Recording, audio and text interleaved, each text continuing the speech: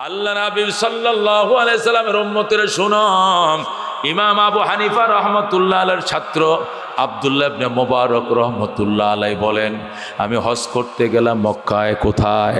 বাইতুল্লাহ গেলাম হজ করার জন্য।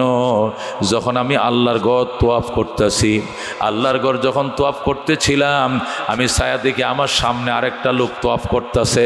তবে এটার মাথার মধ্যে বিরাট বড় খাঁচা। খাঁচা চিনুন গো? এই খাঁচা চিনেন? খাঁচার মধ্যে কি রাখে? আলু রাখে, ঘাস রাখে, আনারস রাখে, তরমুজ রাখে, যেটা রাখা যায় রাখে, সব রাখে, ঘাসও কাটে, ধানও কাটে, ঠিক কিনা? এটা খাঁচা। এই খাঁচাটা একটা পাতলা খেতাতে ঢাকা। এই খাঁচাটা লইয়া একটা যুবক তোয়াফ করতেছে। আব্দুল্লাহ ইবনে মুবারক কয়, আমি তার পিছনে আমার সামনে জান্ডা লইয়া তোয়াফ করা জানে, এত ভিড় কাবা করে। আর এটাই এক মনে খাঁচা মাতলিয়া তোয়াফ করতেছে। মনে মনে কয়, হায়রে পাগল, মক্কা শরীফ স্বর্ণটা ভরে থাকলে তো চুরি করে না এই দেশে, আর তুই একটা খাঁচা এটাও মাতাতলেও তো অফ করন লাগে। এটার বাড়ি মনে হয় বাংলাদেশ হইব, মানে তার খাঁচার মায়া ছাড়তে না। আব্দুল্লাহ ইবনে মুবারক বলেন, যখন তার 7টা চক্কর শেষ হয়েছে, আমারও শেষ হয়েছে। তখন তোয়াফের নিয়ম হইল 7 চক্কর দিয়ে পরে 2 রাকাত নামাজ পড়া লাগে, সলাতুত তোয়াফ। তো আমি যখন নামাজ শুরু করলাম, খাঁচার এক পাশে তুইয়া ওই লুকও নামাজ পড়তেছে। নামাজের শেষে হেও মোনাজাত করছে, আমি মোনাজাত করছি। এরপরে আমি তার কিনারে যাই কইলাম, ভাই এটা হইলো মক্কা শরীফ, আল্লাহর ঘরের হেরেম শরীফের ভিতরে। এনে স্বর্ণ যদি ভরে থাকে, কেউটা চাইতো না, দৌড়তো না। তুমি একটা খাঁচা, এটার মধ্যে কি আছে? নাহলে আলু আছে, নাহলে আনারস আছে, নাহলে তরমুজ আছে, নাহলে কচু আছে, নাহলে বকরির ঘাস আছে, একটা আছে। আর এটা লইয়া তোমার তোয়াফ করন লাগে। জানডা লইয়া তোয়াফ করতে জান বাসে না বেটা, মানুষের ঠেলা ধাক্কায়। তুই এই খাঁচা লইয়া তোয়াফ করলে কারণটা কি? লোকটা কান্দে, বাবা এটা খাঁচা নয়, এটা আলুর খাঁচা নয়, এটা তরকারির খাঁচা নয়, এটা আমার অবাগিনী মা বহনকারী খাঁচা। জোরে কোন আল্লাহু আকবার। এটা আমার মা বহনকারী খাঁচা। কি কো তোমার মা বহনকারী খাঁচা? কয় হ, এই খাঁচার মধ্যে আমার মা বইসা রয়েছে। কয় কেমনে?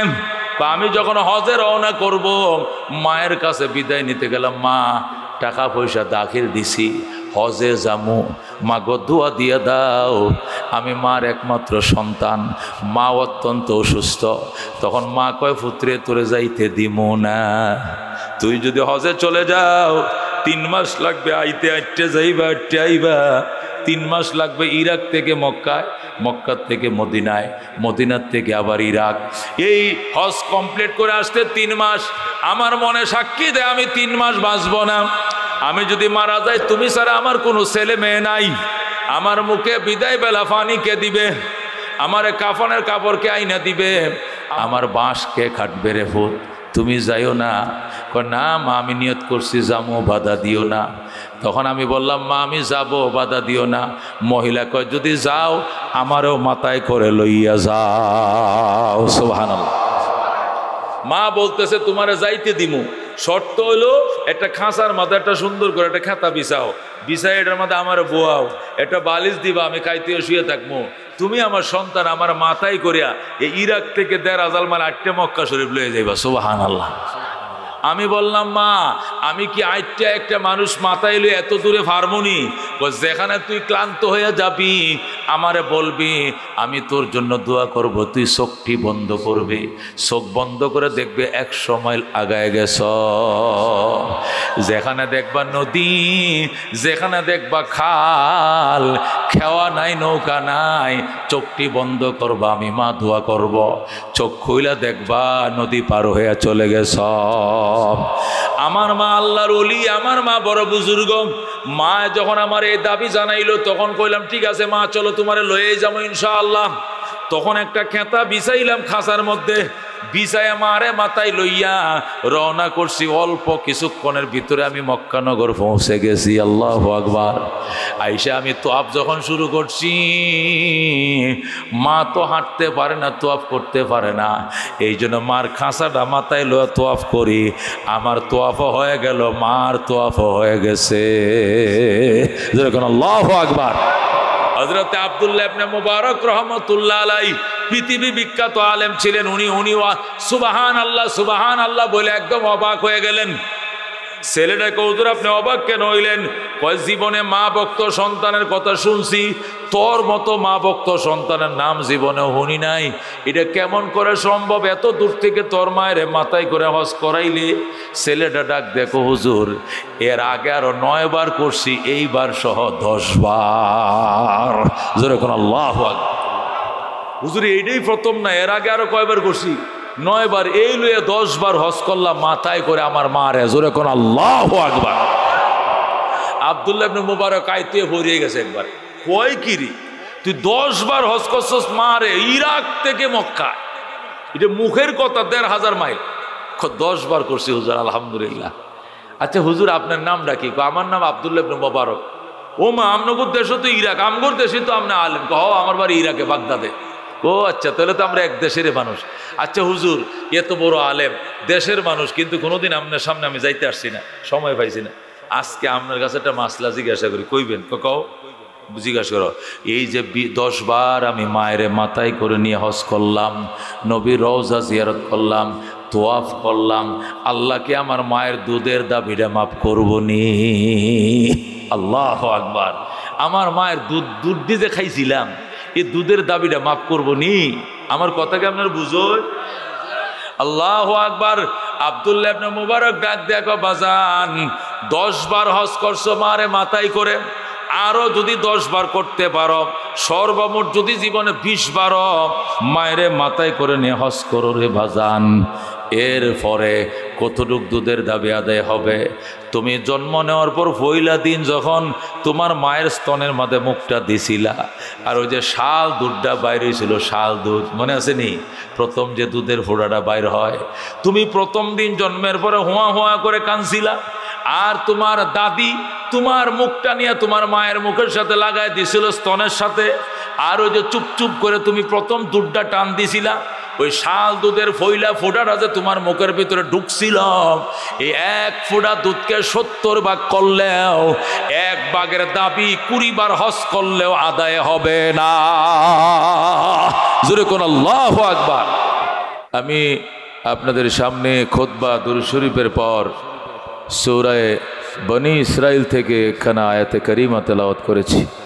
নবীজির অসংখ্য আহাদিসে মোবারকা থেকে একখানা হাদিস তেলাওয়াত করেছি। আল্লাহ রাব্বুল আলামিন আয়াতে কারিমার মধ্যে 2টি কথা বলেছেন। কয়টি কথা? 2টি কথা। আল্লাহ বলেন, ওয়াকাদা রব্বুকা, আমার বন্ধু আপনার রব সিদ্ধান্ত নিয়েছেন, আপনার রব ফরজ করে ফেলেছেন, ওয়াজিব করে ফেলেছেন, অবধারিত করে ফেলেছেন, রেজিস্ট্রেশন করে ফেলেছেন, রেজুলেশন করে ফেলেছেন 2টা জিনিস। কয়টা জিনিস? 2টা জিনিসের রেজিস্ট্রেশন হয়ে গেছে, রেজুলেশন হয়ে গেছে। 2টা জিনিসের বিরুদ্ধাচরণ করা যাবে না। তার মধ্যে 1 নম্বর জিনিস হলো আল্লাহ তা'বুদু ইল্লা ইয়া, ইবাদত করো না, ইবাদত করা যাবে না, শুধুমাত্র একমাত্র আল্লাহরই ইবাদত করা লাগবে। ঠিক কি না? ইবাদত করব কার? একমাত্র আল্লাহর। কারণ নুন খাই তার, গুণ গাইব তার। কথা কোন ঠিক কিনা? এই আকাশ ভরা তারকা কার? জমিন ভরা ফসল কার? পানির নিচে মাছ কে দিয়েছেন, গাছের মধ্যে ফল কে দেন, মায়ের গর্ভে সন্তান কে দেন? একমাত্র কে? শামস কমর সুরখ জমি আঞ্জুম আখতার, দস্ত জিবাল ওয়াদি ও সাহরা ও সমন্দর, মোর মলক দামোদর তৈর কবুতর, শাম সেহর জুলমত জো अहमर असफर, गुलजार गुलो बुर्ग शजर किसने बनाया, तालिब मायूसी का हो ये सब जिसने बनाया, तालिब मायूसी का हो ये सब जिसने बनाया। ज़रा कौन मरहबा। আল্লাহ ডাক দেখো, গুণ গাইবা আমি আল্লাহর, আর গুণ গাইবা গায়রুল্লাহর। সকল অপরাধ ক্ষমা করা হবে, শিরিকের অপরাধ ক্ষমা করা হবে না। ঠিক কিনা?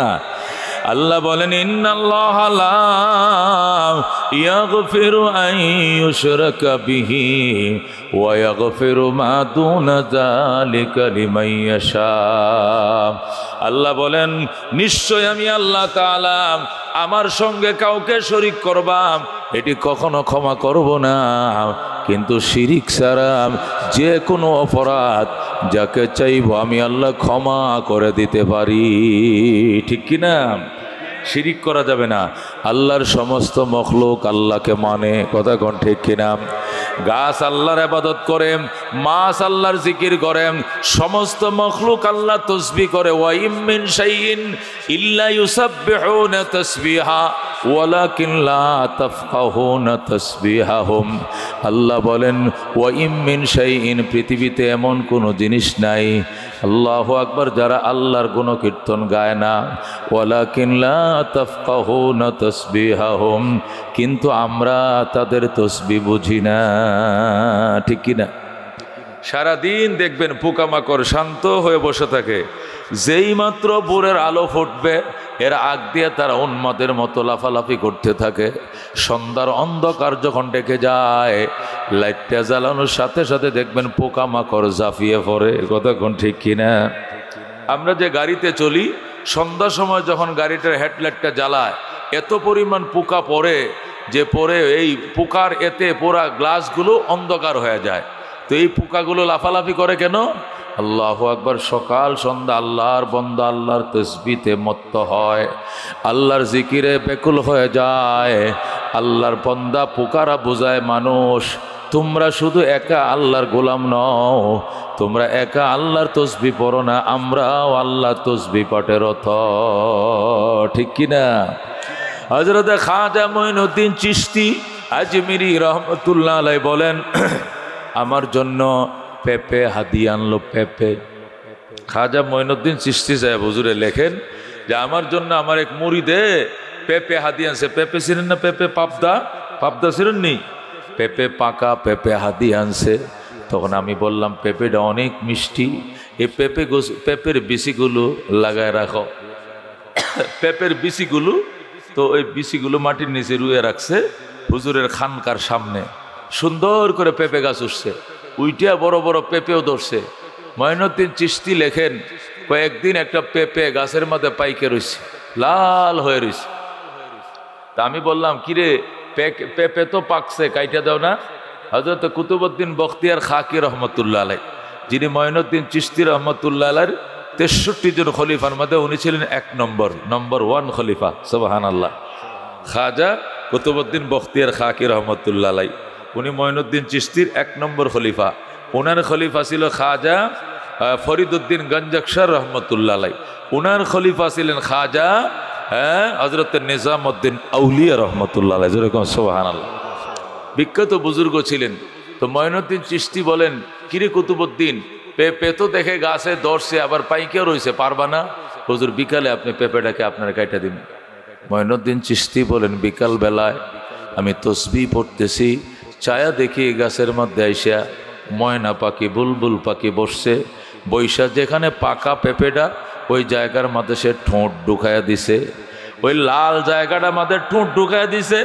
যেই মাত্র আল্লাহু আকবার, ওই পেঁপে গাছের মিষ্টি, পেঁপের মিষ্টিটা যখন বুলবুল পাখির ঠোঁটের মধ্যে লাইকা গেছে, সাথে সাথে সে ঠোঁটটা বের করে আল্লাহর সঙ্গে কথা বলা শুরু করে দেয়। সুবহানাল্লাহ। সে পেঁপে খায় না।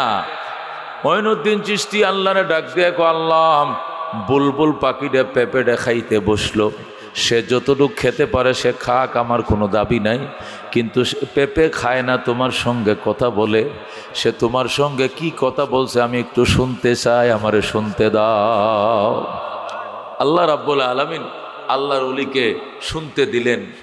বুলবুল পাখি আল্লাহর দিকে, আকাশের দিকে তাকায় কান্দে, মালিক পেঁপের ভিতরে দিলে এত মিষ্টি, না জানি তোমার ভিতরে কত মিষ্টি। আমি পেঁপে খাবো না, তোমাকে ভুলবো না। আল্লাহু আকবার। এই কথাগুলো বলে বুলবুল পাখি ময়না পেঁপে গাছের ডাল থেকে উড়াল মেরে চলে যায়, আম গাছের ডালের মধ্যে বইসে দেখে একটা লাল টকটক আম, আমের পেটের ভিতরে আবার ঠোঁট ঢুকাইয়া দিছে।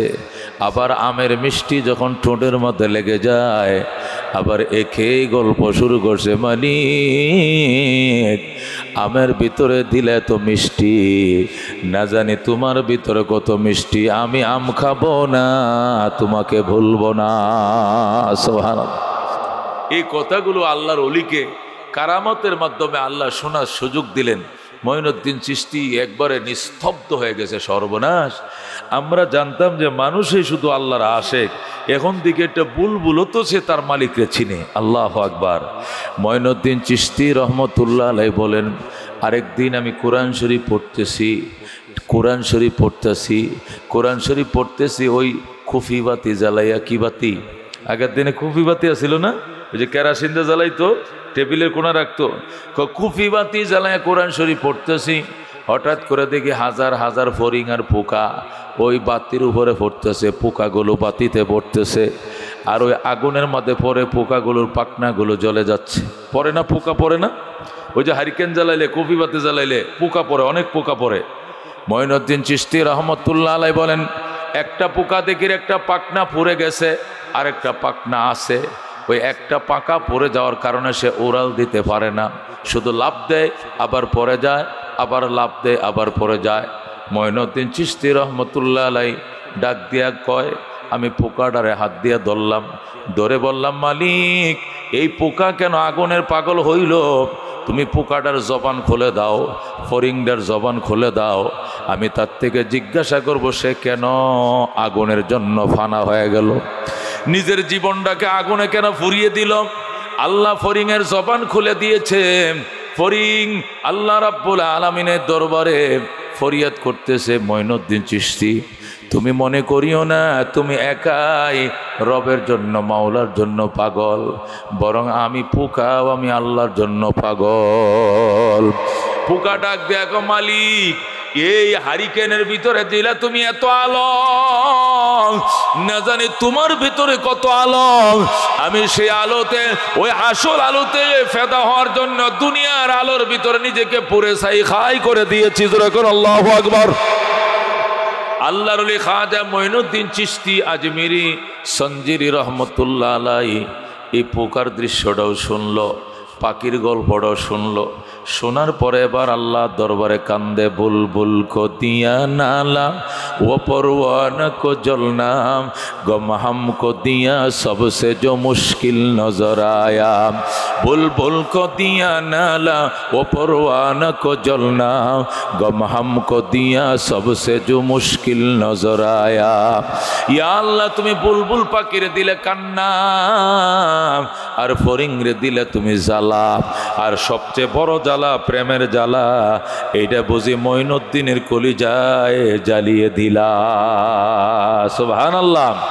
এই জন্য বলতেছিলাম, আল্লাহ ডাক দেখো বন্ধু, ওয়াকাদা রব্বুকা, আপনার রবের সিদ্ধান্ত, আল্লাহ তা'বুদু ইল্লা ইয়া, ইবাদত করা যাবে না, একমাত্র আল্লাহরই ইবাদত করা লাগবে, ঠিক কি না? আল্লাহ রাব্বুল আলামিন ফেরেশতা দিয়ে পুরা দেহটা বানাইছে, আর এই কপালটা নিজের কুদরতে হাত দিয়ে বানাইছে।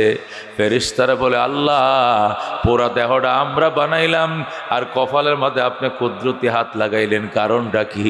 কই এই কপালটা আমার কুদরতি পায়ের জন্য রিজার্ভ, এটা অন্য কোথাও নত করা জায়েজ হবে না। সুবহানাল্লাহ।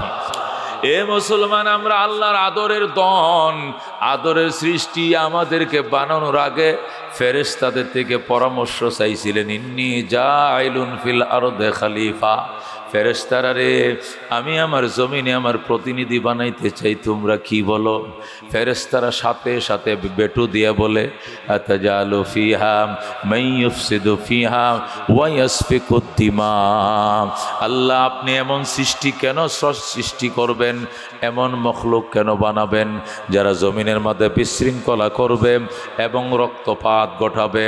ওয়া নাহনু নুসাব্বিহু বিহামদিকা ওয়া নুকাদ্দিসু লাকা, আমরা আপনার তসবিহ পাঠ করি, আপনার পবিত্রতা গুণকীর্তন গাই, আপনি কেন গো মানুষ বানাবেন? আল্লাহ বলেন ইন্নী আলামু মা লা তা'লামুন। ফেরেশতারা রে শোন, মানুষ বানানোর ভিতরে যে রহস্য এটা আমি বুঝি, তোমরা বুঝো না। কথা কোন ঠিক কিনা? এই প্রচন্ড শীতের মধ্যে কনকনে কুয়াশাকে উপেক্ষা করে মাহফিলে আসছো, আল্লাহ ফেরেশতাদেরকে নিয়ে গর্ব করতেছে। ফেরেশতারা, এই মানুষ বানাইতে বুঝি তোমরা বেটু দিয়েছিলা? দেখো এরা আমার কত পাগল, এরা সেগুন কাঠের খাটের মধ্যে জাজিমের উপরে ঘুমায়, আরামের বিছনা তৈয়া খেরের উপরে বইছে আমি আল্লাহকে পাওয়ার জন্য। জোরে কও সুবহানাল্লাহ। এক জমানা সহবতে বা আউলিয়া বেহতরাজ সদ সালে তাত বেরিয়া সহবতে সালে তোরা সালে কুনাদ সহবতে তলে তোরা তলে কুনাদ। একটা মুহূর্ত আল্লাহ আল্লাহদের সাথে বসা 100 বছর নফল বেরিয়া এবাদতের চেয়েও আল্লাহর কাছে দামি। সুবহানাল্লাহ। আল্লাহর হাবিব বলেন ক্বালা রাসূলুল্লাহি সাল্লাল্লাহু আলাইহি ওয়াসাল্লাম মাজলিসু ফিকহিন খায়রুম মিন ইবাদাতি 60 সানা। কোরআন হাদিসের নির্যাস যেখানে বর্ণিত হয়, কোরআন সুন্নাহর আলোচনা যেখানে হয়, সেখানে অল্প সময় বসা 60 বছরের নফল ইবাদতের চেয়েও দামি। সুবহানাল্লাহ। এই জন্য বন্ধু, আল্লাহর দরবারে আল্লাহ আমাদেরকে তার মজলিসের মধ্যে আনছেন খুশি না বেজার? চিৎকার মেরে বলে আলহামদুলিল্লাহ। জীবনে শপথ করেছি গায়রুল্লাহর সামনে মাথা নত করব না। কারা কারা রাজি আছেন হাত বাড়ান। লিল্লাহি তাকবীর। আল্লাহ কবুল করেন, জোরে কোন আমিন। আল্লাহ বলেন আমি 2টা সিদ্ধান্ত করেছি। 1 নম্বর সিদ্ধান্ত হলো ইবাদত হবে শুধুমাত্র একমাত্র আল্লাহর। কার ইবাদত হবে? আল্লাহর ইবাদত হবে। আল্লাহরে দেখি নাই, তবে তারে অন্তর দিয়ে বিশ্বাস করি, ঠিক কিনা? অনেক নাস্তিক কমিউনিস্টরা বলবে যা না দেখিব 2 নয়নে, বিশ্বাস করিব কেমনে গরুর বচনে। আছে কিনা? কমিউনিস্টরা নাস্তিকরা বলবে যা 2 নয়নে দেখব না, গুরুজনের কথায় তাকে বিশ্বাসও করব না। জোরে কর নাউজুবিল্লাহ। এদের কপাল ফুটছে, এদের কপালে আগুন লাগছে, এদের কপাল ফুটছে। এদের কপাল ভালো হওয়ার জন্য কোনো মলম বাজারে বেচে না, ঠিক কিনা? এরা বলে কি? কমিউনিস্টরা, নাস্তিকরা বলে যা দেখবো না তা মানবো না। ওরে বেঈমানের গোষ্ঠী, দেখলেই শুধু মানবি? দুনিয়াতে অনেক জিনিস দেখি নাই কিন্তু আমরা মানি। কথা কোন ঠিক কিনা? আচ্ছা, আপনারা আমেরিকা গেছেন কে কে? হাত বাড়ান তো। আমেরিকায় কেউ গেছেন? এই আমেরিকা কেউ দেখছেন? আমেরিকা যায় নিজের চোখে দেখছেন? আচ্ছা, কমিউনিস্ট যে বলে যা দেখবো না তা মানবো না, তাহলে আমেরিকা নামক কোনো দেশ কি নাই? এই আমেরিকা নামে কোনো দেশ নাই? কমিউনিস্টে যদি জিজ্ঞাসা করেন, ও কমিউনিস্ট নাস্তিক, তুই যে বলস যা না দেখিব 2 নয়নে, বিশ্বাস করিব কেমনে গুরুর বচনে, তুই যে বললি, তুই নাস্তিককে জিজ্ঞাসা করি তুই কি আমেরিকা গেছস? তুই তো নোয়াখালীও যাস না জীবনে, তুই তো দিনাজপুরও গেছস না, বাংলাদেশটাই তুই দেখস না, আমেরিকা কবে যাবি? ঠিক কিনা? এখন তুই আমেরিকা যাস নাই, অস্ট্রেলিয়া যাস নাই, উত্তর কোরিয়া যাস নাই, ইতালি যাস নাই, জাপান যাস নাই, তাহলে এরকম দেশ কি নাই? তো তুই দেখস না এই জন্য মানবে না, তো তোর কথার কোনো দাম আছে? আমেরিকা আমি দেখি নাই তাই বলে কি আমেরিকা নাই? আমেরিকা আছে, পৃথিবীর মরল আমেরিকা। কথা কোন ঠিক কিনা? এখন এরে কি দিয়ে বুঝাইবেন? যদি বলে ও নাস্তিক তুই দেখবি না মানবি না, তুই কি তোর মারে দেখছস? দেখছি তো, ওই যে আমরা আম্মা, তোর এই বেডিতে তোর আম্মা, তোর প্রমাণ কি? যে মহিলারা তুই সারা জীবন আম্মা ডাকলে, এই বেডির করতে তো তুই হইছস। এই অনেক দিনের কথাটা কি মনে আছে? এই আপনারা যেদিন হইছিলেন সেই দিনের হিস্টোরি কি মনে আছে? তাহলে আমি যে এই মেয়ের গড়তে হইলাম, যারে আমি আম্মা ডাকি, এটা প্রমাণ কি? প্রমাণ মানে মানুষের থেকে শুনছি আমার বড় ভাই হারে আম্মা ডাকে, এই জন্য আমিও তা ছোট, তো আমিও আম্মা ডাকি, হাতে হইন্য হইন্য ডাকি। তো বড় ভাইয়ের কথায় যদি আম্মারে আম্মা ডাকলে, তো নবীর কথায় তুই আল্লাহকে আল্লাহ ডাকবি না, তোর বাপের কথা ডাকবি। কথা ঠিক কিনা? যা দেখবো না তা মানবো না, তোর নিজের চোখটা নিজে দেখছো জীবনে? এই আপনি যে চোখ দিয়ে তামাম দুনিয়া দেখেন, এই চোখটিকে আপনার চোখ দিয়ে আপনি দেখছেন কোনোদিন? হয়তো আয়নার সামনে দাঁড়াইলে দেখবেন যে আপনার দুইটা চোখ আছে, কি ঠিক আছে কিনা? কিন্তু এছাড়া আমনে চোখটি কি আমনে চোখ দিয়ে দেখা যায়? তাহলে আপনি যে বললেন যা দেখবেন না দুই নয়নে মানবেন না সেই গুরুর বচনে, আপনি আপনার চোখটি তো আপনার চোখ দিয়ে দেখেন নাই, কথা কোন ঠিক কিনা? তাহলে আপনি কি চোখ নাই? যদি বলি এই কমিউনিস্ট তুই কানার গোরের কানা, তুই লুলার গোরের লুলা, তুই কব কে কানাকে আমার চোখ দুটি আছে, দেখা তো চোখ, কয় এই যে আঙ্গুল দিয়ে দেখাস কা, চোখ দিয়ে দেখা, কয় না নিজের চোখ দিয়ে নিজের চোখ দেখা যায় না। তাহলে নিজের চোখ দিয়ে নিজের চোখটি দেখোস না, আবার কস যা দেখবি না তুই মানবি না, তোর মতো নাস্তিক আর বেঈমান এই জমিনে নাই, কথা কোন ঠিক কিনা? এ মুসলমান, শীত যে আছে শীত কি দেখা যায়? শীত এটা বোঝা যায়, অনুভব করা যায়, এই জন্য শীতের কাপড় পরছি, কথা ঠিক কিনা? শীত কি লাল না কালা, এটা হলুদ না সবুজ, এটা মুড়া না সিহন, এটা কি কন যাব? তাহলে শীত কি নাই? গরম কি জিনিস দেখা যায় না অনুভব করা যায়? ফ্যান চালায় দাও, ফাটলা কাপড় পরো, জানালা খুলে দাও, গরম লাগতেছে, কথা কোন ঠিক কিনা? দেখা যায় না। গায়ে জ্বর আইলে জ্বর কি দেখা যায়? 160 ডিগ্রি জ্বর চলতেছে, কই এটা তো দেখি না আমি, দূর বেটা এটা কি দেখান যায়?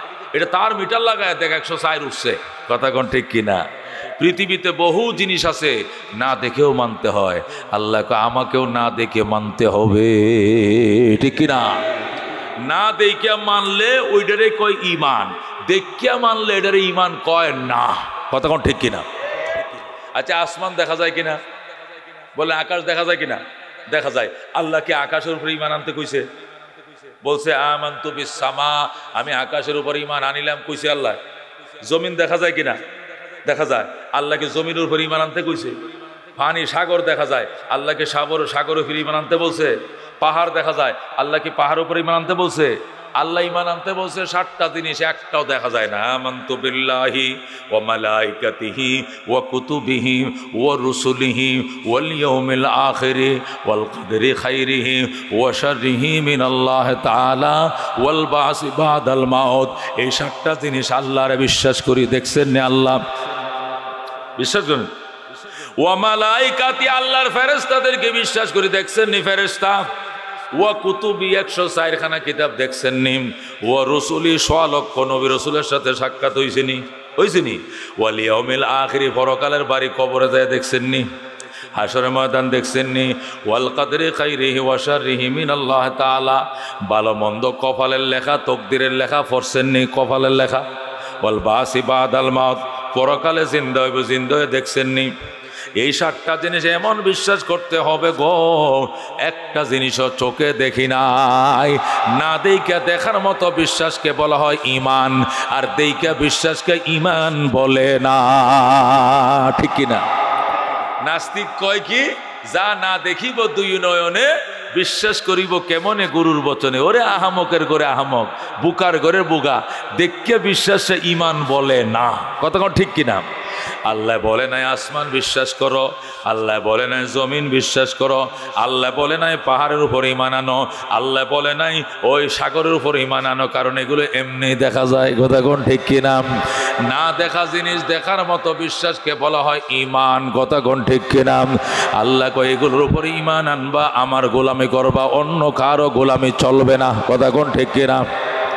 2 নম্বর সিদ্ধান্ত, অবিল ওয়ালিদাইনি ইহসানা, পিতা মাতার সঙ্গে সৎ ব্যবহার করতে হবে। কার সঙ্গে? মা বাবার সঙ্গে সুন্দর আচরণ করতে হবে। আল্লাহ বলেন ইম্মা ইয়াবলুগান্না ইনদাকাল কিবারা আহাদুহুমা আও কিলাহুমা ফালা তাকুল লাহুমা উফিন ওয়ালা তানহারহুমা ওয়া কুল লাহুমা কাওলান কারীমা। আল্লাহু আকবার। আল্লাহ বলেন বৃদ্ধ বয়সে যদি তোমার পিতা মাতার একজন রে পাও, আও কিলাহুমা, তো উভয়জনকে পাও, মা বাবার একজন বেঁচে আছে অথবা উভয়জন বেঁচে আছে, আল্লাহ বলেন ফালা তাকুল লাহুমা উফ। উফ শব্দটা করা যাবে না। মা তোমাকে যদি মারে, তোমারে শাসন করে, তোমারে ফিডায়, তোমারে ধমক দেয়, তোমারে নসিহত করে, তোমারে উপদেশ দেয়, মনের জিনিস তোমার কাছে চায়, তুমি উফ শব্দ করতে পারবা না, প্রতিবাদ করতে পারবা না, কথা ঠিক কিনা? যদি মায়ে বলে সন্তান রে কমলা খাইতে মন চাইছিল, ত্রিশাল বাজারতে আমার জন্য খালি কমলা আন, দৌড়ে যাইতে হবে, টাকা আছে না নাই বলার সময় নাই, দাঁড় করতে হবে, ঋণ করতে হবে, তবু মাইকে খালি কমলা আইনা দিতে হবে। কথা কোন ঠিক কিনা? যদি বলো মা ভাত মিলাই তারি না, সেফাবত্তার ডাইল দিয়ে দুটা খাওয়া মুজে সারাদিন রিস্কা ভাই, এডে মিলাইতে আমার জান শেষ, আবার কমলাও খাইতে মন চায়, আবার আনারসও খাইতা, আবার ডাল, জিব্বাটা বাচ্চা করো, অত লম্বা করো না, এই কথা বলা সন্তানের জন্য বৈধ হবে না। কথা কোন ঠিক কিনা? বলতে হবে মা খাঁটাল নি খাইতে কইছে, মন মারে এখন তো কাঁঠালের সিজন না, তারপরেও তুমি খাঁটাল খাইতে কইছ। ঢাকা জামু, বাইতুল মোকাররমের উত্তর গেটে আনমৌসুমি খাঁটাল পাওয়া যায়, আনসিজনাল ফল ফ্রুট পাওয়া যায়, টাকা হয়তো 3 গুণ বেশি লাগবে। মা গো মা, গায়ের চামড়াটা বেশ বরে মা, তবু আমি একটা কাঁঠাল তোমার আইনা দিবে, তুমি দোয়া করো। আল্লাহু আকবার। লাভ দিয়া শৌকিনে উঠছে, লাভ দিয়া যায় রাগামারা বাজারে, আল্লাহু আকবার, এনার মধ্যে উঠছে গো আমার মহাকালী নামাইবে। সেখান থেকে টাউন সার্ভিসে বাইতুল মোকাররম যায়, উত্তর গেটে যা জিজ্ঞেস করে ভাই কাঁঠালটা কত? 2900 টাকা। একটু কম হইতো না? কয় না, দেন 2900 টাকায়। আমার মায়ের একটা খুশ খাওয়াইতে আমার বড় ইচ্ছা। যেরকম আল্লাহু আকবার। আল্লাহ কো ফালাম তাকুল্লাহুমা উফি ওয়ালা তানহারহুমা ওয়া কুল্লাহুমা কাওলান কারীমা। উফ শব্দ করবা না, আর ওয়াখফিদ লাহুমা জানাহাজ যুল্লি মিনার রাহমান। মা বাবার জন্য আনুগত্যতার ডানাগুলো এইভাবে বিছায় দিবাম, মুনাজাতের জন্য হাত বাড়াইবাম, আর বলবা ওকুর রব্বিরহামহুমা কামা রব্বায়ানি সগীরা। হে আমার রব, ছোটকালে আমার আব্বা, ছোটকালে আমার আম্মা আমাকে যেমনি আদর করে মায়া করে লালন পালন করছিল, আমি ছোট ছিলাম, আমি কথা বলতে পারতাম না, আমি ফাতার করেছিলাম, ক্ষুধা লাগলে বলতাম হোয়া হোয়া, গরম লাগলে বলতাম হোয়া হোয়া, ওই পিঁপড়ায় কামড়াইলে বলতাম হোয়া হোয়া, মাথা ব্যথা করে হোয়া হোয়া, মশারি টাঙ্গায় না মশায় কামড়ায় হোয়া হোয়া। আমার হোয়া হোয়া শব্দগুলো শুনে আমার মা বুঝতাম আমার সন্তানের ক্ষুধা লাগছে, দুধ দিত, আমি ঠান্ডা হয়ে যাইতাম, কাঁথা দিয়া ডাইকা দিত, আমি ঠান্ডা হয়ে যাইতাম, মশারি টাঙ্গা দিত, আমি শান্ত হয়ে যাইতাম। আমার পিতা মাতা ছোটকালে আমার বিপদে আপদে আমার জন্য যেমনে নিবেদিত প্রাণ ছিল গো আল্লাহ, আমার মা বাবা এখন কবরে এমনি ভাবে অসহায় শুইছে। মার জন্য খাবার লাগলে দিও, মশারি লাগলে দিও, সাথী লাগলে দিও, বাতি লাগলে দিও, আমার মা বাবার যা প্রয়োজন তুমি কবরের মধ্যে তাদেরকে দিও। যেরকম সুবহানাল্লাহ। আল্লাহ রাব্বুল আলামিন তার বন্ধুকে শিখাইছে ওয়াকুর রব্বিরহামহুমা। আমার বন্ধু আপনি নিজে বলেন আল্লাহ গো আমার মা বাবার উপরে দয়া করো, যেমনি ভাবে ছোটবেলায় তারা আমি মুহাম্মদুর রাসূলুল্লাহর উপর দয়া করছিল, এই দোয়াটা নবীকে শিখাইয়া আল্লাহ নবীর সমস্ত উম্মতদেরকে শিখাইতেছেন, ঠিক কিনা? আল্লাহ নবী হাদিস শরীফের মধ্যে ইরশাদ করেন, একটা সন্তান তার বাবা মা মারা গেলে এই বাবা মার জন্য যদি 7 দিন পর্যন্ত এই দোয়াটা একটানা করে, রব্বিরহামহুমা কামা রব্বায়ানি সগীরা, 7 দিন পর্যন্ত যদি এই দোয়া কোনো সন্তান তার মা বাবার জন্য করে গো, আল্লাহ রাব্বুল আলামিন 8 দিনের মাথায় তার বাবা মার জীবনের সব গুনাহ মাফ করে দিবে। সুবহানাল্লাহ। আল্লাহর হাবিব সাল্লাল্লাহু আলাইহি সাল্লাম হাদিস শরীফের মধ্যে ইরশাদ করেন, হুমা জান্নাতুকা আও নারুকা। রাসূল বলেন মা বাবাই তোমার জন্য জান্নাত, ওই মা বাবাই তোমার জন্য জাহান্নাম। মা বাবার খেদমত করছো, দোয়া লইছো, তোমার জন্য মা বাবা মোনাজাত করছে, কপালে লেখা লও তুমি জান্নাতি। আর মা বাবারে তুমি কষ্ট দিয়েছ, মা বাবারে দুঃখ দিয়েছ, ঔষধ কিনে দাও নাই, শীতের কাপড় চোপড় দাও নাই, আলাপ করে দিয়েছ, জুদা করে দিয়ে তুমি নতুন বউ লয়ে খাইছ, আর মা বাবা এক হক্ত খাইছে আলু ভর্তা ডাল দিয়ে, আর এক হক্ত বাজার করার কেউ নাই। কষ্টে করে করে বিছানায় শুয়ে শুয়ে কাঁদছে। মা চোখের পানি দেয়া বালিশ ভিজাইছে, কপালে লেখা লাও তুমি জাহান্নামী, জোরে কর নাউজুবিল্লাহ। হাদিস শরীফে আল্লাহ নবী বলেন, ক্বালা রাসূলুল্লাহি সাল্লাল্লাহু আলাইহি ওয়াসাল্লাম, রিদার রাব্বি ফি রিদাল ওয়ালিদাইন ওয়া সাখাতুর রাব্বি ফি সাখাতিল ওয়ালিদাইন। আল্লাহর হাবিব বলেন, আল্লাহর সন্তুষ্টি মা বাবার সন্তুষ্টির উপর নিহিত, আল্লাহর অসন্তুষ্টি মা বাবার অসন্তুষ্টির উপর নিহিত। আল্লাহু আকবার। আজকে সূরাতুল আরাফ থেকে আমি সূরা আরাফ থেকে আজকে পড়াইছি আমি জালালাইন শরীফের মধ্যে 8 পারার মধ্যে শেষ পর্যায়ে এসে 9 পারার আগের পৃষ্ঠাটার মধ্যে আমি ঢুকছি। ঢুকার পরে সূরা আরাফের মধ্যে পড়াইতেছিলাম। সূরা আরাফ মানে আরাফের আলোচনায় সূরার ভিতরে আসছে তাসমিয়াতুল কুল বিসমিল জুজ হিসাবে গোটা সূরাটার নামে রাখছে সূরাতুল আরাফ। এখানে আরাফের বর্ণনা আসছে। তো আরাফ কি জিনিস ব্যাখ্যার মধ্যে ব্যাখ্যা আজকে পড়াইছি। আরাফ বলা হয় জান্নাত এবং জাহান্নামের মাঝখানে বর্ডার এলাকাটাকে কি বলা হয়? আরাফ। বাংলাদেশ এবং ইন্ডিয়ার মাঝখানে একটা গুফাট আছে, একটা এলাকা আছে। এটা বাংলাদেশেরও না ইন্ডিয়ারও না, এটা সীমান্ত এলাকা, এটা 0 পয়েন্ট। এটাকে কি 0 পয়েন্ট, এই 0 পয়েন্টকে কি বলা হয়? আরাফ বলা হয়। তো আরাফ এটা জান্নাত জাহান্নামের মাঝখানে একটা 0 পয়েন্ট। এটার মধ্যে জান্নাতের শান্তিও নাই, আবার জাহান্নামের জ্বালা যন্ত্রণা নাই। জান্নাতের শান্তির তুলনায় একটু কম শান্তি, জাহান্নামের যাতনার তুলনায় একটু কম যাতনা। এখানে পুরা শান্তিও নাই, পুরা অশান্তিও নাই। এই মাঝখানের জায়গাটাকে কি বলা হয়? আরাফ বলা হয়। তো মুফাসসিরিন কেরাম লেখেন, আরাফের মধ্যে কারা থাকবে? আরাফের মধ্যে বিভিন্ন কিসিমের মানুষরা থাকবে। 1 নম্বরে আরাফে থাকবে হইল ওই সমস্ত মানুষরা যাদের হাসানাত এবং সাইয়াত সমান, মানে আল্লাহ রাব্বুল আলামিন তাদের নেকি এবং বদি দুইটা কি করছে? ওজন করছে। ওজন করে দেখে নেকি যে পরিমাণ, বদিও সমান পরিমাণ, কোনোটার চেয়ে কোনোটা কম না, একবারে সমানে সমান। পাল্লাটা এদিকে ডাউন হয় না, এদিকে ডাউন হয় না। নেকি উঠাইছে এই পাল্লায়, বদি এই পাল্লায়, দুটোর সমানে সমান। এখন এদিকে তাকাইলে জান্নাত দেওয়া লাগে, ওই পাল্লার দিকে তাকাইলে জাহান্নাম দেওয়া লাগে। আল্লাহ বলবেন না, সমান হয়েছে, জান্নাতও পাবে না জাহান্নামে পাবে না, তাদেরকে আরাফে পাঠিয়ে দিবে। যেরকম আল্লাহু আকবার। 2 নম্বরে ওই সমস্ত মানুষ আরাফে থাকবে, যে সমস্ত বাচ্চারা আরাফে থাকবে যারা মুশরিকদের বাচ্চা। এদের বাপ মা হিন্দু, মূর্তি পূজা করে, দুর্গা পূজা করে, কিন্তু বাচ্চাগুলো নাবালেগ থাকতে মারা গেছে। এরা দুর্গা পূজা পর্যন্ত যায় নাই। বড় হইলেও হয়তো বা হরে রাম হরে কৃষ্ণ কইতো, কিন্তু এর আগে ছোটবেলায় মারা গেছে। কারা? এই মুশরিক যারা আরিল মুশরিকিন, মুশরিকদের বাচ্চারা। এরা যেহেতু মূর্তি পূজা এখনো স্টার্ট করে নাই এবং বালেগ পর্যন্ত বাঁচা নাই, নাবালেগ থাকতে মারা গেছে। এই জন্য আল্লাহ বলবেন এরা মূর্তি পূজা শুরু করে না, এর আগেই মারা গেছে, এদেরকে জাহান্নাম দিতে পারি নাই।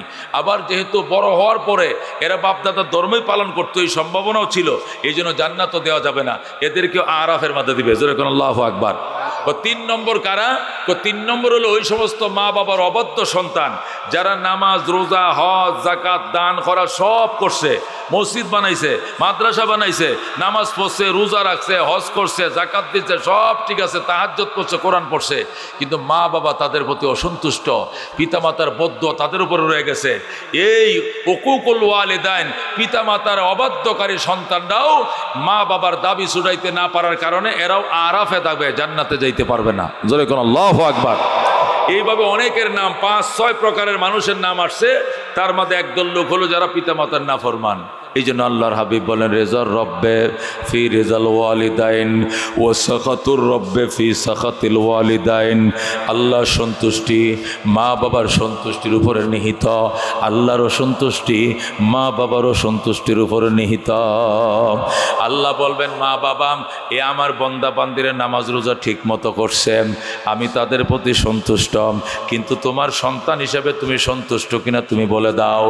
মা বলবে, আমি এর প্রতি সন্তুষ্ট না, ই আমার কলিজায় সেল দিছে, ই আমার কলিজার মাঝে দাগ লাগাইছে, আমি তার প্রতি সন্তুষ্ট নয়। আল্লাহ বলবেন, তাহলে তোমার জান্নাত দেওয়া যাবে না, তুমি তোমার মা বাবার থেকে দাবি ছুটাও, দাবি ছুটাইলে জান্নাত পাইবা, নতুবা তোমাকে আরাফে থাকতে হবে। জোরে কর নাউজুবিল্লাহ। এই জন্য বন্ধু, মা বাবা অত্যন্ত দামি জিনিস। আল্লাহর হাবিব সাল্লাল্লাহু আলাইহি ওয়াসাল্লাম হাদিস শরীফে ইরশাদ করেন, ক্বালা রাসূলুল্লাহ সাল্লাল্লাহু আলাইহি ওয়াসাল্লাম, রাহমাতুল লিল আলামিন সাল্লাল্লাহু আলাইহি ওয়াসাল্লাম ইরশাদ করেন, ইন্নাল জান্নাতা তাহতা কাদামাইল আবওয়াইন। আল্লাহর হাবিব বলেন, পিতা মাতার পায়ের নিচে বান্দার জান্নাত। জোরে বলুন আল্লাহু আকবার। জান্নাত পিতা মাতার পায়ের নিচে। এর অর্থ কি? মা বাবার সন্তুষ্টি ছাড়া জান্নাত পাওয়া যাবে না। অন্য হাদিসে রাসূল বলেন, ক্বালা রাসূলুল্লাহ সাল্লাল্লাহু আলাইহি ওয়াসাল্লাম, ওয়ালা তাউকান্না ওয়ালিদাইক ওয়া ইন আমারাকা আন তাখরুজা মিন আহলিকা ওয়া মালিকা। রাসূল বলেন, মুআজ, মা বাবার নাফরমানি করিও না। যদিও তোমার পিতা মাতা তোমাকে বলে বিবিরে ছেড়ে দেওয়ার জন্য ছেড়ে দিতে হবে, শ্বশুর বাড়ির ওয়ারিসের লোক ছেড়ে দাও, ছেড়ে দিতে হবে, বউর লোক ছাড়ো, শ্বশুর বাড়ির ওয়ারিসের লোক ছাড়ো, তবে তুমি মা বাবা ছাড়তে পারবা না। আল্লাহু আকবার। ওয়াইন আমারাকা, যদি তোমার পিতামাতা তোমাকে নির্দেশ দেয়, আনতাখরুজা মিন আহলিকা ওয়া মালিকা, তুমি তোমার আহাল, তোমার ফ্যামিলি ছেড়ে দাও, তুমি ফ্যামিলির মালের লোক ছেড়ে দাও, শ্বশুর বাড়ির থেকে তুমি কত 2 কোটি টাকার সম্পদ পাবে, রোডের পাশে 4 কাঠা জমিন পাইবা, এক মার এক জি, এমন জি বিয়ে করছো, এক মার এক জি, বউ পাইছো সুন্দরী, আবার 4 কাঠা জমিন পাইছো মেন রোডের সাথে, 2 কোটি টাকা দাম, কিন্তু এই সুন্দরী বউ তোমার মার সাথে উষ্টা উষ্টি করে। মা বলে, একটু গরম পানি করে দাও। বউ, আমার বয়স 98 বছর, ঠান্ডা পানি দিয়ে ওযু করলে আমার শরীরের মধ্যে কামড় দিয়ে ধরে, আমার রক্তটা আর গরম হয় না সারাদিন, মাগো একটু পানি গরম করে দাও। বউ কয়, আমি পারতাম না। ও গরম পানি করে দেয় না, ঠান্ডা ভাতগুলো বুড়ির সামনে দেয়, গরম ভাত দেয় না, খেদমত করে না। একটু গরম পানি করে দিও মা খাওয়ার জন্য। আমি পারতাম না। ছেলেরে ডাক দেখো, সন্তান, এই বউ ছেড়ে দাও, সম্পদের লোভ ছেড়ে দাও, বউ ছেড়ে দিতে হবে, তারপরে মা বাবার খেদমত ছাড়া যাবে না। কথা কোন ঠিক কিনা? মোহতারাম হাজিরিন, আমার মা বোনরা আছেন, খেয়াল করে শুনলে মা, হযরত ইব্রাহিম আলাইহিস সালাম হযরত ইসমাইল এবং হাজেরাকে বনবাস দিয়েছিলেন মক্কা নগরে, সেখানে তারা থাকতো। ইসমাইল মক্কা নগরে থাকতে থাকতে বড় হয়েছে। ইসমাইল মক্কা শরীফ বিয়ে করছে, সেখানেই বিবাহ করার পর বাবার কাছে চিঠি লিখছে। হযরত ইব্রাহিম তাকে ফিলিস্তিনে, কোথায় থাকে? ইব্রাহিম তাকে ফিলিস্তিনে, আর হযরত ইসমাইল তাকে মক্কা নগরে। ইসমাইল চিঠি লিখছে ফিলিস্তিনে, বাবা গো, তোমার ইসমাইল বিয়ে করছে বাবা, পুত্রবধূ দেখা যাও। হযরত ইব্রাহিম ফিলিস্তিন থেকে 1500 মাইল দূর থেকে গোড়ার উপরে সোয়ার হইয়া হযরত ইব্রাহিম ইসমাইলের বাড়িতে মক্কা নগরে আইসে। আইসা ইসমাইলের ঘরের দুয়ারে আইসা ডাকে, বাবা গো, আমার ইসমাইল, আমি পুত্রবধূ দেখতে আইছি, দরজাটা খোলো। আল্লাহু আকবার বলেন। এদিকে আওয়াজ যাতে কম হয়, পিছনে আওয়াজ হচ্ছে। ডাক দিয়া কয়, ইসমাইল বাবা, আমি অনেক দূর থেকে এসেছি পুত্রবধূ দেখার জন্য, বাবা দরজা খোলো। কিন্তু ঘর থেকে কোনো আওয়াজ নাই, বারবার ইব্রাহিম ডাকতেছে, কোনো আওয়াজ নাই। অনেকক্ষণ পর একটা মহিলা ঘরের থেকে আওয়াজ করে, কে চিল্লাইতেছেন? ইসমাইল। ইসমাইল কয়ে, ইসমাইল বাড়িতে নাই, চলে যান। মাগো, আমার ইসমাইল কই? জানি না উনি কোথায় গেছেন, কবে আসবে আমার ইসমাইল এটাও জানি না। তোমরা কেমন আছো? ভালো নয়। সংসার কেমন চলছে? সুবিধা নয়। এইভাবে ইব্রাহিম জিগায় একটা মহিলাকে, আরেকটা কথার মধ্যে কোনো রসকস কিছু নাই। হযরত ইব্রাহিম কান্দে আর কয়, মারে তোরে নি দেখতে আমার ইসমাইল আমার কাছে সিডি লিখছিল, তোর চেহারা নি দেখার জন্য ফুতে সিডি লিখছিল।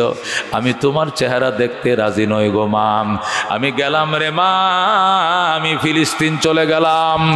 আমার ইসমাইল আসলে কইও, আমি আবার আসবো গো মা, আমি আবার আসবো। আর কইও, এই ইসমাইলের ঘরের চৌকাঠটা বড় ভালো নয় গো, ইসমাইল যেন অতি দ্রুত চৌকাঠটা বদলাইয়া লয়। আল্লাহু আকবার। বন্ধুগণ, হযরত ইব্রাহিম এই কথা বলে চলে যায়। আবার তিনি ফিলিস্তিন চলে গেছেন। ইসমাইল 2-3 দিন পরে বাড়িতে আইছে। আইসা ইসমাইল শুধু নাক টানে এবং নাক টানে। বউ কয় কই আসিলা 2-3 দিন, সর্দি লাগছেনি তোমার, ঠান্ডা লাগছেনি? কয় না। নাক টানো কেন? কয় নাক টানি আমার বাবার ঘ্রাণ লাগতেছে আমার নাকে। সুবহানাল্লাহ। আমার আব্বা ইব্রাহিমের ঘ্রাণ আমার নাকে লাগতেছে রে বিবি। কে কইছে তোমার বাবা? আমার আব্বা নিশ্চয় আসছিল, তুমি কি আমার আব্বারে থাকতে দেও নাই? কে বলছে তোমার বাবা? একটা বুড়া মানুষ আইসে চিল্লা চিল্লি করছে, ইসমাইল ইসমাইল কয়া। আমি ঘর থেকে বের হই নাই, আমি বলছি ইসমাইল বাড়িতে নাই। ইসমাইল বাহিরে, কোথায় গেছে জানি না, কবে আসবে জানি না, খাইতেও দেই নাই, বইতেও দেই নাই। ইসমাইল কান্দে, কি সর্বনাশ করলে রে বিবি? উনি আমার আব্বা হযরত ইব্রাহিম খলিলুল্লাহ। ও আমার বিবি, কি সর্বনাশ করলি রে? তুই কি আমার বাবারে থাকতে বলসনি? কয় নাম। অজুর পানি দাও নাই নাম, গোসলের পানি দাও নাই নাম, আমার বাবারে নাস্তা খাওয়াইনো না, আমার বাবারে আদর করো নাই না, আমার বাবারে কি তুমি যতন করো নাই না? কি সর্বনাশ করলে রে? আমার নাকে ঘ্রাণ লাগতেছে, উনি আমার আব্বা হযরত ইব্রাহিম খলিলুল্লাহ। আল্লাহু আকবার। আমার এই বাবাই বাইতুল্লাহ বানাইছে। আমার বাবা ছিল এই আল্লাহর ঘরের, এই কাবা ঘর বানানোর নির্মাতার আমার বাবা ছিল মেস্তরি, আমি ইসমাইল ছিলাম জুগাইল্লা। আমার বাবা আমার নিয়ে আল্লাহর ঘর বানাইছে। কি সর্বনাশ করলে রে বিবি? আমার বাবারে তুই থাকতে কইলি না, নাস্তা খাওয়াইলি না, ওজুর পানি দিলি না। আমার বাবা কি কইছে ক? তোমার বাবাই বলছে আবার আসবে, উনি আবার আসবে বলছে। আর কি বলছে? আর বলছে আমগো ঘরের চৌকাটটা নাকি ভালো নয়, চৌকাটটা নাকি বদলায় নিতা। ইসমাইল ডাক দেখো, বুঝেছি আমার বাবাই বলছে এ দরজার চৌকাট নয়, ফ্যামিলির চৌকাট বদলানোর জন্য। আমার বাবাই বলছে তোরে 3 তালাক দিয়া বিদায় করে দেওয়ার জন্য। জোরে কোন আল্লাহু আকবার। হে বিবি, যা যা, 1 2 3 চলে যাও বাপের বাড়ি। ও খোদার দুশ্মন, ও খোদার দুশ্মন, তুই জলদি তোর বাপের বাড়ি যা। ইব্রাহিমের পুত্র বধূ হওয়ার যোগ্যতা তোর ভিতরে নাই, ইসমাইলের স্ত্রী হওয়ার যোগ্যতা তোর ভিতরে নাই, তুই চলে যা। এই বলে সাথে সাথে মেয়েটাকে বিদায় করে দিছে। কারণ বাবাই বলছে চৌকাট বদলাইতে হবে, সাথে সাথে চৌকাট বদলাইছে ইসমাইল। জোরে আল্লাহু আকবার। এর কিছুদিন পর হযরতে ইসমাইল আবার বিয়ে করছেন, আবার বিবাহ করছে হযরতে ইসমাইল। বিবাহ করে আবার চিঠি লেখছে, বাবা গো এবার আসো গো বাবা, আমি আবার নতুন বিয়ে করছি, পুত্রবধূ দেখে যাও। বনু জুরহুম গোত্রে হযরতে ইসমাইল বিয়ে করছেন, চিঠি লেখছেন, বাবা গো এবারের বউ ভালো, তুমি পুত্রবধূ দেখে যাও। আল্লাহর খলিল ইব্রাহিম আবার উটের উপরে সওয়ার হয়ে আইছেন, আইসা দরজার মধ্যে দাঁড়ায় ডাকে, ইসমাইল রে, ও আমার ইসমাইল। বাবা আমি একটা বৃদ্ধ মানুষ, আমি বহু দূর থেকে এসেছি, তুমি পত্র লেখছো পুত্রবধূ দেখার জন্য, নতুন পুত্রবধূ দেখার জন্য আসছি, দরজা খোলো বাবা। ওই দিনও ইসমাইল বাড়িতে ছিলেন না, শিকার করার জন্য বাহিরে গেছেন। যেই মাত্র ইসমাইল ডাকতেছে আর বলতেছে, ইসমাইল রে আমি একজন বুড়ো মানুষ আইছিলাম নতুন পুত্রবধূ দেখার জন্য। মহিলা দৌড়ায় বের হয়েছে, আব্বা যান আসেন গো বাবা আসেন, আপনি নি আল্লাহর খলিল ইব্রাহিম, আপনার কত প্রশংসা আমি আমার স্বামীর মুখে শুনছি। বাবা গো আপনাকে আমি যাইতে দিব না। আল্লাহু আকবার। বাবা গো আপনি ঘরে আসেন, বসেন বাবা, নাস্তা খান, খাবার খান। ইসমাইলের বউ এত ভালো, হযরতে ইব্রাহিমের জন্য বদনা নিয়ে জলচকি লিয়ে গেছে। আল্লাহু আকবার। শ্বশুরে জলচকিতে বসাইয়া ইসমাইলের বউ এক হাতে পানি ডালেন, আর এক হাতে শ্বশুরের পাগুলো সুন্দর করে ধোয়া দেয়। যেরকম আল্লাহু আকবার। এক হাতে শ্বশুরের পায়ে পানি ডালে, আর এক হাতে সুন্দর করে পাউডার ধুয়া দেয়। সুন্দর করে ইব্রাহিমকে ওযু বানায় দিছে ইসমাইলের বউ। কি সুন্দর বউ, কত সুন্দর আচরণ। শ্বশুরের হাত পাগুলো সুন্দর করে ধুইয়া দিয়া ইব্রাহিম ডাক দেয়, মা গো এটা গামছা লো, এটা তোয়ালি লও, হাত মুখটা মুইছে দাও। ইসমাইলের বিবি ডাক দেয়, শ্বশুর কিসের গামছা কিসের তোয়ালি, আমি আমার মাথার কেশ দিয়ে আপনার পাগুলো ময়লাগুলো মুইছা দিলাম। যারা কোন আল্লাহু আকবার। হযরত ইসমাইলের বিবি মাথার চুলটা খুইলা নিজের চুল মুবারক দিয়া আর তার শ্বশুরের পাওগুলো ধুইয়া দিছে। এবার কত কিসিমের নাস্তা, কত কিসিমের খাবার শ্বশুরে আদর করে খাওয়ায়। ইব্রাহিম ডাক দেখো, মাগো কেমন আছো তোমরা? অনেক ভালো আছি আব্বা জান, আপনার দোয়ায় আমরা অনেক ভালো আছি গো। কেমন চলছে তোমাদের সংসার? আলহামদুলিল্লাহ ভালো চলছে। আমার ইসমাইল কই? আপনার ইসমাইল শিকারে গেছেন, কবে আসবে? চলে আসবে, দেরি হবে না। আমার ইসমাইল কেমন আছে? অনেক ভালো আছে আপনার দোয়ায়। ইব্রাহিম ডাক দেখো, মাগো আমি চলে গেলাম, আমাকে এখানে থাকা নিষেধ, কারণ তোমার জামাই এবং তোমার শাশুড়িকে আমি বনবাস দিয়ে চলে গিয়েছিলাম। এখানে আইসা দেখা যায়, কিন্তু এখানে থাকা নিষেধ। আমার ইসমাইল আসলে কইও আমি আবার আসবো গো, আমি আবার আসবো, আজকে চলে গেলাম। আর কইও এবারে চৌকাট বড় ভালো গো, জীবনে যেন ইসমাইল এই চৌকাট না বদলায়। আল্লাহু আকবার। এই কথা বলে আল্লাহর খলিল চলে যায়। হযরত ইব্রাহিম এই কথা বলে চলে যায়। 2 দিন পরে হযরত ইসমাইল বাড়িতে আসছে। আসার সাথে সাথেই ইসমাইল ডাক দেখো, বিবি আমার আব্বা আইছিল। কেমনে বুঝলা? নাকের মধ্যে আমার বাবার গ্রাণ পাইতেছি। এটা কেমনে? আল্লাহ নবীরা যেখান দিয়ে হাইটা যায়, দিনের পর দিন সে এলাকায় মেশকের সুঘ্রাণ চড়ায়। যখন আল্লাহু আকবার। আল্লাহ নবী মেরাজের রাত্রে গুহায় আশ্রয় নিয়েছিলেন, জমিন থেকে 1.5 কিলোমিটার উপরে জাবালে সুরে। কাফেররা কেমনে নবীকে জাবালে সুরে খুঁজে গিয়েছিল? কারণ ওরা নাকের মধ্যে মেশকের গ্রাণ পাইছিল। নবী যেদিক দিয়ে যাইতেন গ্রাণ ছড়াইতো। এরা গ্রাণ সঙ্গে সঙ্গে নবীজির কদমের চিহ্ন দেখে দেখে জাবালে সুরে উঠে যায়। জোরে কোন আল্লাহু আকবার। হযরতে ইসমাইল ডাক দিয়া কয়, ও আমার আদরের বিবি, আমার আব্বার আদর করছিলাম, ওযু করা দিছুনি? দিছি। নাস্তা খাওয়াইছো? খাওয়াইছি। ভাত খাওয়াইছিলা কি? আদর করছো নি?